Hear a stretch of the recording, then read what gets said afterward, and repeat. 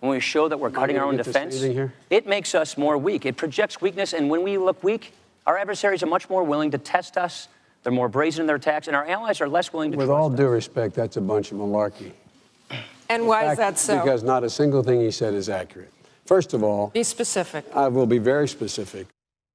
Gosh, I wish you'd be specific in this race. Hey, welcome back. We are just minutes away, right, from the first vice presidential debate of 2020 between Vice President Mike Pence and the Democrat candidate Kamala Harris. So I thought I'd invite our good old pal, Chad Prather, a.k.a. the political cowboy, back on for a little pre-debate commentary. Chad, are you there? There he is. How are you, sir? Hey, man, it's good to see you again. Good to see you. A matter of fact, I'm just going to throw this out there right now, live TV. You want to be a regular? Let's have you on a bunch. You cool with that? Absolutely.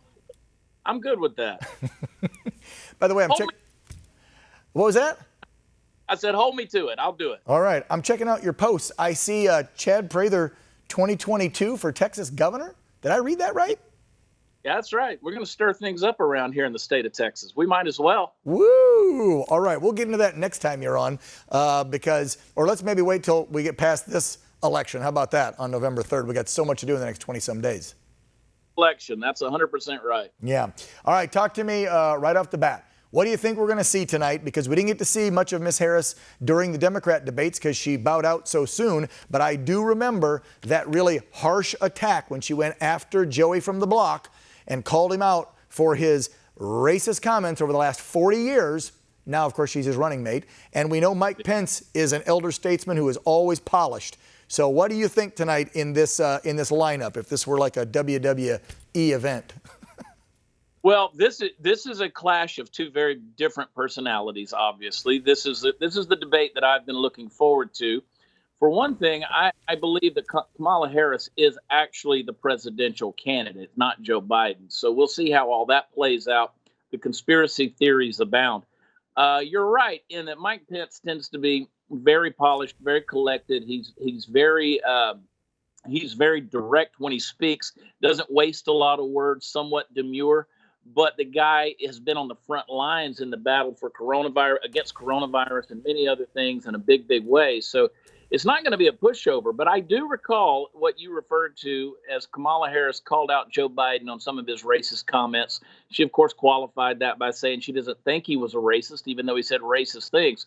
So she's not one who shies away from getting into someone's face with facts. So it'll be interesting to see how she comes out of the gate. I mean, I think the winner of the debate between Joe Biden and Donald Trump was extra strength Tylenol. And we'll see how this one goes tonight. Hopefully it's a little more polished on both sides. I agree with you. I think it will be more polished. It'll probably be a little more civil. They're going to be sitting down 12 feet away with plexiglass as well. And I agree with you. I think that she will try a more direct approach, but I wonder how much she'll go on the offensive or defensive, and will she try to attack him and the Trump record? I feel that because Mike, as you said, is so matter of fact, he is going to just nail her with facts, but do it calmly and collected. I don't think I've ever seen this guy, even when I was working in local news back in Indiana, he was the governor, break a sweat and drop the ball. I mean, he's smooth. I wouldn't want to debate him. No, I wouldn't want to debate him either. He's a smart man. And he is very direct and to the point. He's got the facts in his favor. They do have a good record. I mean, if you factor out the coronavirus, the way I've described 2020 is we had January, February, coronavirus, and now October. And that's kind of been the seasons the months of the year. If you factor out coronavirus, Donald Trump's done some really great things. And I think if you just stand on the accomplishments of what he's done to fulfill campaign promises and stick to that, not the personality of Donald Trump, not the rhetoric of Donald Trump, not the tweets of Donald Trump, just stick to the accomplishments. And Mike Pence is a guy who can do that very, very well. Then I think he's going to be just fine in tonight's debate. I do predict a very direct approach on the part of Kamala Harris.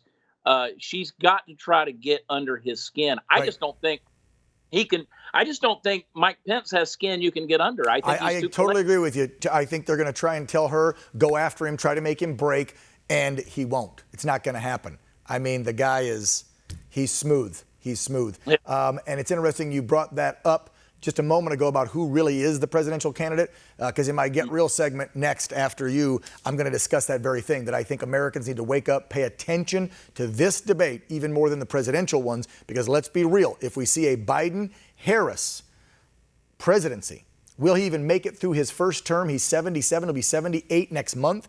If he served 2 terms, he'd be like 87 or 88 leaving office. Way older than Reagan. Reagan left at 77. So she most likely would become president. So let's be real. Pay attention tonight, folks, because I agree with you, Chad. This is the one that really, really matters, because let's be real. Like you said, the president and Biden will probably go at each other's throats if there is a second and a third debate. Here, we're going to get real substance tonight. Chad, tell them what you've been up to. Besides getting ready to run for governor in a couple of years, you're taking your show on the road. You got your podcast. You do your comedy. You're all over the place, brother. Yeah, besides hosting the Chad Prather Show, the Am I Crazy comedy tour, we're all over the country. We're headed to West Jordan, Utah this weekend, and then West Palm Beach. And we currently have the #1 comedy album in America with a new album called Y'all Shut Up. So I encourage people to have a lot of fun. I love it. Well, you know what? We're going to do that right now because they're wrapping me go to break. So y'all shut up.